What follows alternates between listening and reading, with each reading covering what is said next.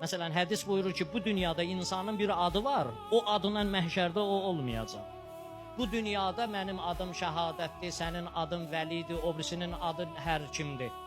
Qiyamət günü biz hər birimiz xislətimizlə çağırılacağıq. Adam var, onun ağzını açırsan, vəhşi heyvan kimi neyniyir? Dağıdır. O qiyamət günü bu adla gəlməyəcək. O heyvana uyğun bir adla çağırılacaq.